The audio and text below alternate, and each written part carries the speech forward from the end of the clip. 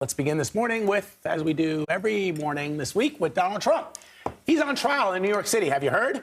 Apparently. He's on trial. I've seen this the morning, traffic. it's unprecedented. The court is weighing in on whether to hold the former president in contempt over gag order violations. And after that, former National Enquirer publisher David Pecker is due to return to the stand.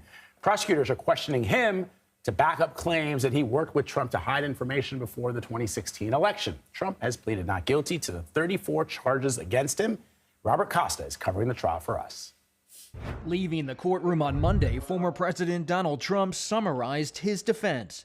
It's a case as to bookkeeping, which is a very minor thing. Prosecutors argued in their opening statement this case is about a criminal conspiracy and a cover-up involving steps taken by Trump to conceal what they say was election fraud. The prosecution pointed to a 2015 meeting among Trump, his former lawyer Michael Cohen, and then National Enquirer publisher David Pecker at Trump Tower, where they allegedly worked out a plan to conceal negative information regarding Trump's alleged sexual encounter with former adult film star Stormy Daniels, all of which Trump denies. Cohen then paid Daniels $130,000 to suppress her story 1 month before the 2016 presidential election.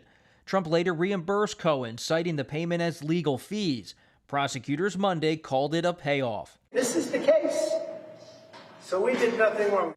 David Pecker was called as the prosecution's first witness and in very brief testimony acknowledged the National Enquirer used checkbook journalism to pay for stories, but wasn't asked about the 2015 meeting yet. He'll be back on the stand today. The defense insists Trump didn't commit any crimes and argued there's nothing wrong with trying to influence an election. It's called democracy.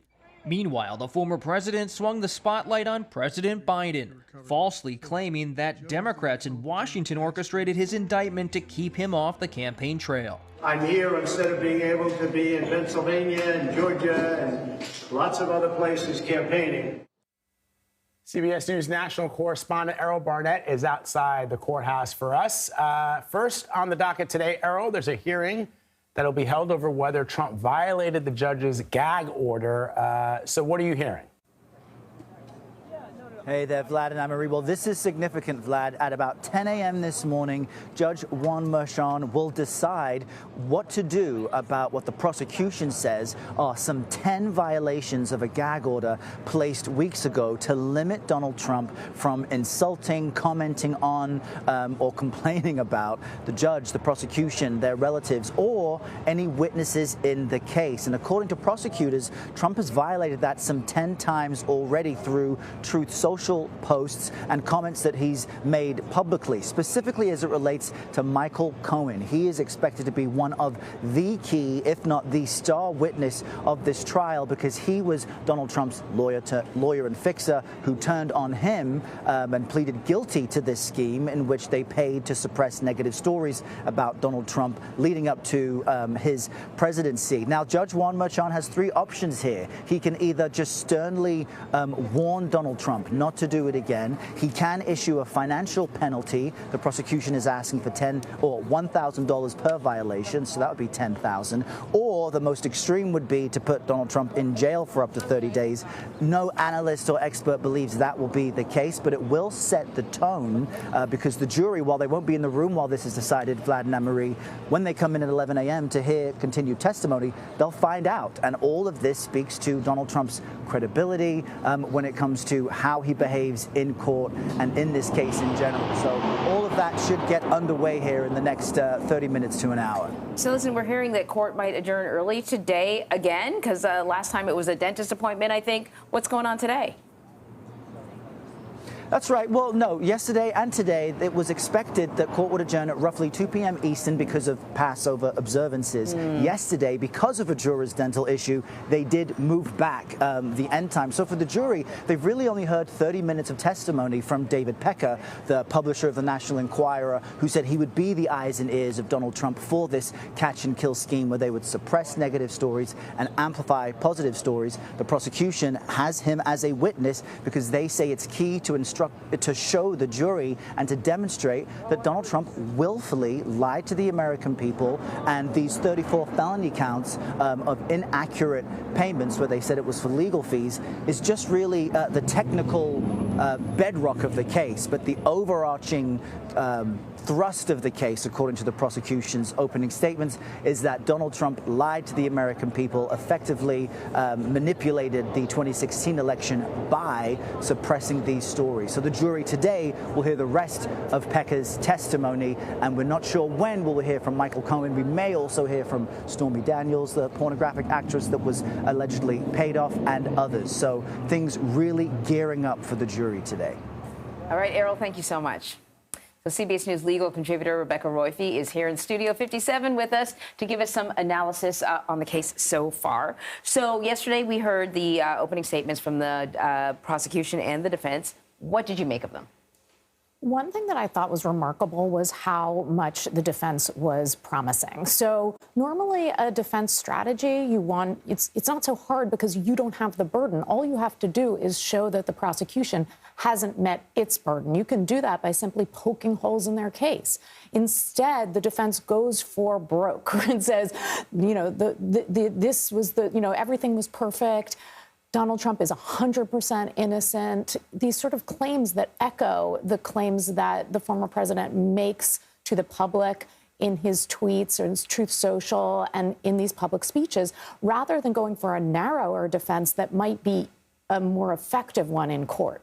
Yeah, that's interesting, Rebecca, because I'm looking at this essay in the New York Times from a Boston University law professor, Jed Handelsman Sugarman, and he sort of argues, and it's sort of framing what you're saying here, that if the defense is going to use a surgical application to the charges against Donald Trump, they might have a better chance, as opposed to a blanket, everything he does, everything he says is legal. He's arguing here a couple of things, and I want to zero in on a couple of things and ask your thoughts on them. He says, as a reality check, it is legal for a candidate to pay for a non-disclosure agreement. Hush money is unseemly, but it is legal. The election law scholar Richard Hasen rightly observed, calling it election interference actually cheapens the term and undermines the deadly serious charges in the real election interference cases. What do you think of that? I think it misses the point. So what he's charged with here is falsifying business records with the intent to commit or conceal another crime. So he is not being charged with changing the results of the election. He's not. And it's what his intent is that matters. And that's just not all that hard to prove. And that's why David Pecker's testimony is so important, because it's not that any of that was criminal, it's that it goes to his intent. What was he trying to do when he falsified all these business records, which is illegal in the state of New York and is a crime that we, as Manhattan prosecutors is prosecuted all the time, just standard. That's fascinating. It's not that I think that I think he's just missed the point. He's sort of bought into narrative and rhetoric rather than focusing on what the real case is about. I wonder if part of what you saw in terms of the defense's strategy is the strategy that their client wants to see. Yes. I think we've seen it before, that he's an active participant in his own defense, even if he doesn't always take the stand.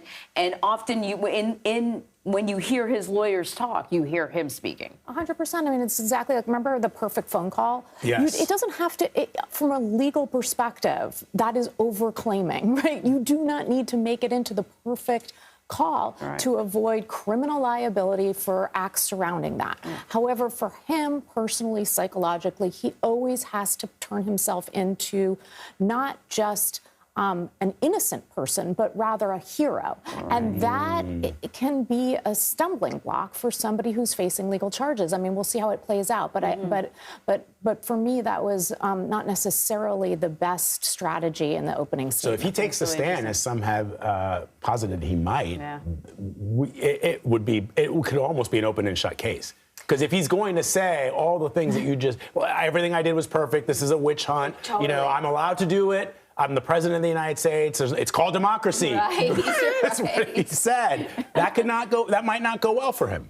It might not. I mean, I think all the lawyers are probably, as many people have said, trying to convince him not to take the stand, especially after the judge decided that, some of the issues that the prosecution wanted to bring up in cross will be allowed. That really makes it a risky move and one that I think he would likely only take if the prosecution's case just looks unbeatable. All right, Rebecca Roiphe, you're going to be with us, I'm guessing, throughout the course of the day and the next couple of days as well. We appreciate you as always. Thank you very much.